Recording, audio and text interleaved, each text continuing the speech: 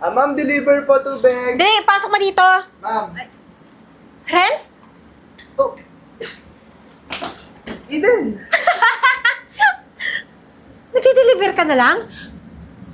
Bakit ganito yung trabaho mo? Di ba, ikaw yung pinakamatalino at pinakamagaling sa klase natin dati? Tapos ito lang yung narating mo sa buhay? Nagde-deliver na lang ng mga tubig sa katulad naming mayayaman? Eden, may sakit kasi yung nagdi-deliver. Hoy, wala akong pakialam kung may sakit. Basta ang importante sa akin, nalaman ko na ganyan na pala yung narating mo sa buhay. Wala kang inasenso. Eh kasi naman, nung mga kapanahunan pa natin, nag-aaral pa tayo, lagi kang sumisip-sip lang kay Miss Alfonso, di ba? Binibigyan mo lang ng kahit ano para pumasa ka, para mas malaki yung grades mo kaysa sa amin. Eden, grabe ka naman magsalita. Wala namang masama sa pag-deliver ng tubig Tsaka marangal naman yung ganitong klaseng trabaho.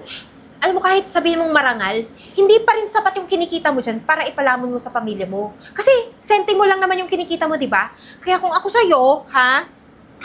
Maghanap ka ng ibang trabaho. Well, kahit sabihin ko na maghanap ka ng ibang trabaho, wala pa rin tatanggap sa'yo kasi bobo ka. Isa pa, wala kang pinag-aralan. Yun lang naman yun, di ba? Kaya hanggang dyan lang yung kaya mo. Oh, ano, tititigan ko yan dyan? Hindi, sige, eto, ipapasok ko na lang doon sa loob ng bahay mo. Ay, hindi na pala. I change my mind. Kasi baka pag nakawan mo ko, looban mo ko, o baka galawin mo ko over my dead body. Hindi ako papayag. Gusto ko mayaman yung gagalaw sa akin. Hindi katulad mo, delivery boy. Sige, paano tong tubig? Iiwanan ko na lang ba dito sa labas? Kasi yung magpapasok ito sa loob nyo. Hindi, dalhin mo muna sa inyo, tanga. E di iwan mo dyan. Oh, ito. Oh, yan. Saluhin mo! Ba't tayo mo saluhin? Buti mo yan, di ba? Tsaka ito, magkano yan? Ha? Iabot sa akin ng maayos, di ba? Ayoko matouch sa ano mo eh, skin mo eh. Magkano ba tong tubig? 40 pesos. 40. 100 to. Keep the change. Alam ko namang kailangan mo yan eh. Umalis ka na nga. Ang baho-baho mo. Bilis!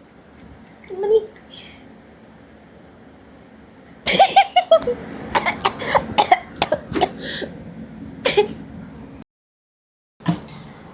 Ay! Sir Renz! Sir Renz! Anong ginagawa mo? Bakit ka nandito ba? Bakit may dala kang ganyan? Nako. Magkakarami ka yan. Bitawan mo akin na nga yan! Vet. Ayos lang ako. Ano ka ba? Tsaka, may sakit pa kasi si Joshua. Mataas pa daw yung lagnat, kaya di pa makapasok, di pa makapag-deliver. Kaya ako na muna yung gumawa nung trabaho niya. Sir Renz, baka kasi mapagalitan tayo ng mama mo niyan eh. Hindi mo naman yung gawain kasi.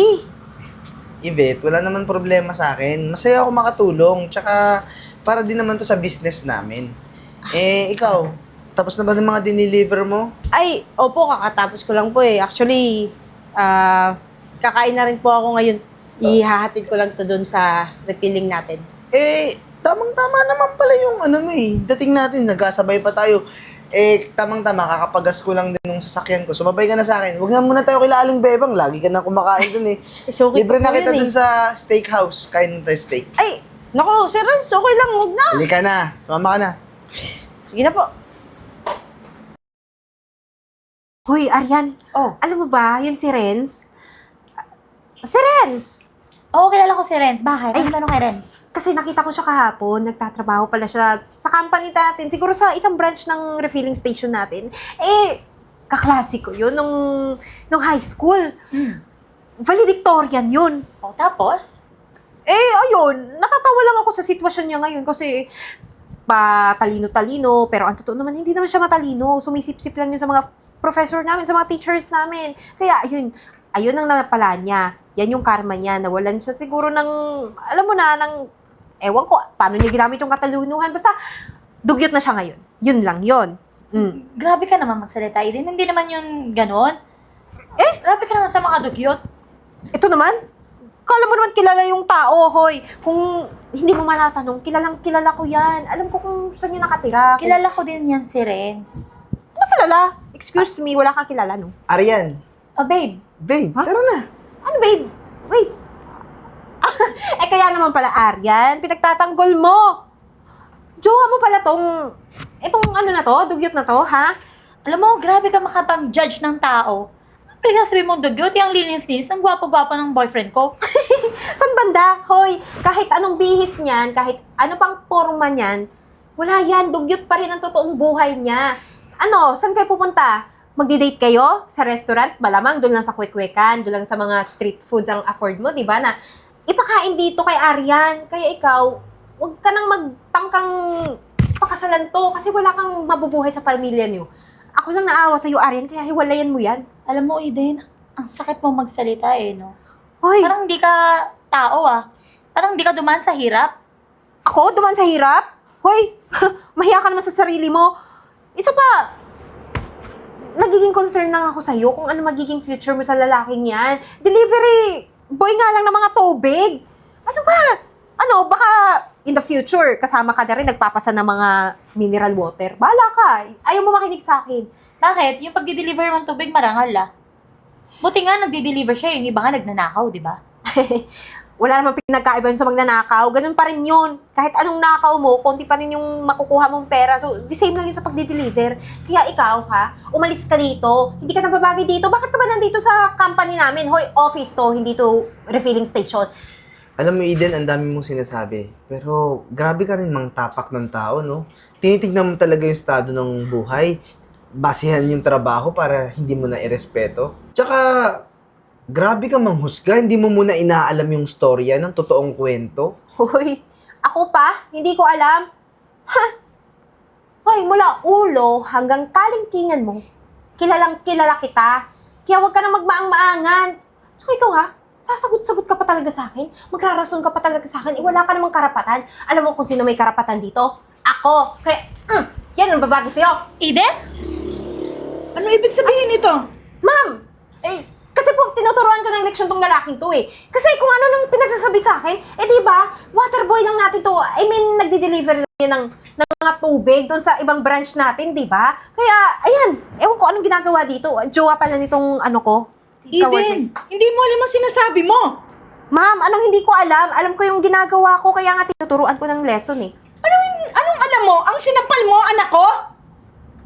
Wala, parang naging anak mo. Ma'am, nagdi-deliver nga lang yan ng tubig. Paano magiging anak mo? Kaya nga ako nag-deliver ng tubig sa'yo, may sakit si Joshua. Yung tauhan namin nagdi-deliver sa inyo ng tubig. Mataas yung lagnat, kaya ako mismo yung nag-deliver ng tubig sa inyo. Malay ko ba na doon ka nakatira? Hindi ko naman alam na doon ka nakatira Pero kung makapanlait ka ng tao, so kung sakaling si Joshua yung nag-deliver sa'yo, yung tauhan namin, gaganunin mo? Ibang usapan naman yun. Ma'am, magpapaliwanag ako, misunderstanding po lahat ng to. Alam mo, Eden, wala kang karapatan na pagsabihan ng kung ano-ano ang anak ko o laitin at saktan. Naintindihan mo yon? Ma'am, kasi naman basta may inis lang talaga ako sa kanya kasi naging valedictorian siya imbis na ako. Sumisip-sip lang kasi yan, di ba? Hindi naman matalino yung anak mo. Hindi ka naging valedictorian kasi hindi ka deserving. At ako ang naging valedictorian kasi matalino ako. Tingnan mo nga yung estado ng buhay nating dalawa, Eden. Totoo bang mayaman ka? Kung mayaman ka, pero bakit ganyan yung ugali mo? Alam mo, Ma, bilang ako naman na yung susunod na CEO, tagapagmana ng kumpanya mo, mabuti pa ka ngayon pa lang, tanggalin mo na yung taong yan. Hindi mo kailangan ng ganyang klaseng empleyado. Siya yung sisira ng kumpanya. Ikaw ang magiging bagong CEO, anak. Sinabi ko na sa'yo, may 3 weeks na lang at pupunta na ako ng States. Desisyonan mo na yan. Ma'am, ganito na lang ka-easy. Natatanggalin mo ko dahil sinabi ng anak mo. Pwede naman natin hilutin tong mga usapan na to, no? Okay na tayo, sorry na. Friends. Sa nakita ko, na mismong sa harap ko na nasampal yung anak ko, parang hindi na rin Eden. Pati yung mga ibang staff natin na natatanggap ko na reklamo tungkol sa pagiging mataray mo, pinalampas ko, pero hindi sa anak ko. Tsaka, tapos na yung usapan na to. Ngayong araw, wala ka ng trabaho. Tsaka, Arian, babe, ready na yung restaurant na kakainan natin. Tara na. Teka lang po, paano po yung last kong sahod? Ibigay nyo sa akin kung tatanggalin nyo ako. Huwag kang mag-alala, Eden. Mukha ka rin palang pera Bibigay yun sa'yo. Hindi naman namin yung tatakbuhan. Tsaka, nga pala, may good news ako sa'yo. Wala nang tatanggap sa'yo yung ibang kumpanya dahil ipapa-blacklist na kita. Hoy! Grabe ka naman sa ginawa mo sa akin! Eden, pag na-receive mo yung sahod mo, yung last sahod mo, siguro yung bumili ng good manners and right conduct ka. Halika na, babe. Kain tayo.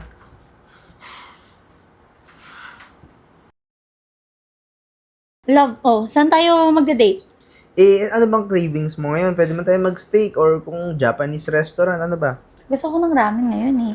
Amin. O sige, tara, walang problema. Okay. Kaso, babe, gusto ko lang sanang bigay sa'yo yung good news na dami-dami na nating mga water station ngayon. Magsusupply na rin tayo sa Luzon, Visayas, Mindanao, halos buong bansa na. Magandang balita nga yan, pero masyado ka naman magiging busy na naman yan. Hindi, ikaw din, tutulungan mo ako kasi bukod sa mga water station, bala ko rin magpatayo tayo ng restaurant. At saka yung mga mini grocery ngayon, yun yung mga mabenta ngayon eh. Actually, totoo, trending nga yung mga yun. Maganda itayo yun sa mga, alam mo yung maraming tao.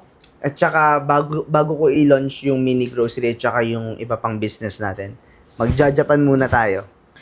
Iyan, dami nga nating branches na i-open. Magkaka-time ka pa ba? Nakapag-book na ako, wala na. 1 week lang naman. Talaga? Excited na ako. Halika, kain na tayo? Sige, tara na. Hoy, teka lang. Eden? Eden. Oo, ako to. Huwag niyo nang tanungin bakit nagkaganito ako. Makikilala pa rin kita kahit ganyan yung buhok mo kasi yung bangs mo hindi nagbago eh. Ito powerful to kaya hindi ko talaga to tinatanggal. Pero, nandito talaga ako para maglakas ng loob na kahit nakakahiya na mag-sorry sa inyong dalawa dun sa mga nagawa ko sa inyo. Sincere ba yan? Totoo ba nagsisisi ka na? Oo naman, hindi naman ako haharap sa inyo kung hindi ako sincere, tsaka ilang taon na rin nakakaraan. Sana kahit sorry nyo lang, marinig ko, happy na ako kahit forever na akong pulubi. Ba't kami magsusorry? De, joke lang. Ano ka ba, Eden? Masaya ako na nagpapakumbaba ka na ngayon. Sana kasi noon pa, nagbago na yung ugali mo. Hindi sa lahat ng oras, lagi ka nasa taas. Tsaka, matutong rumespeto ng kahit na anong klaseng tao. Hindi basihan yung trabaho nila para hindi mo irespeto. Di ba, Arian? Totoo, sana hindi mo na inantay na maging ganyan ang sitwasyon mo bago mo ma-realize yung mga maling ginawa mo sa tao. Yun na nga yung pagkakamali ko eh. Masyado akong naging mapaghusga, mapangmata. Kaya, deserve ko rin naman talaga anong nangyari ngayon. Pero ayun nga, di ako nakahanap simula nun ng trabaho kasi nga pina-blacklist mo ko. Masaya ako na nagsisisi ka na, pero hindi ako masaya sa sinapit mo. Tsaka, Eden, hindi tayo parehas ng ugali. Tagal na kitang pinatawad. Kami ni Arian. Kaya nga, masaya ako na nagbago ka na. Gusto kong bigyan ka ng second chance. Ano naman yung bibigyan mo sa akin? Di bukas pumunta ka ulit sa opisina, tatanggapin kita, pero lalagay muna kita sa admin para malaman ko kung totoong nagbago ka. Kasi lahat ng mga tao na makakasalamuha mo sa pagiging admin, papasurvey ako para malaman ko kung sinusungitan mo. Tandaan mo, Eden, ha? First impressions last. Kaya dapat, sa mga encounter mo doon, maging mabuti ka. Sisiguraduhin ko po na talagang magbabago na ako. Tsaka, kung ano man yung nakaraan natin, basta ha, kalimutan na natin yun. Goods na tayo. O siya, may date pa kami ni Arian. Bukas 8 a.m. Huwag ka malilate. Sige, enjoy kayo ha. Salamat.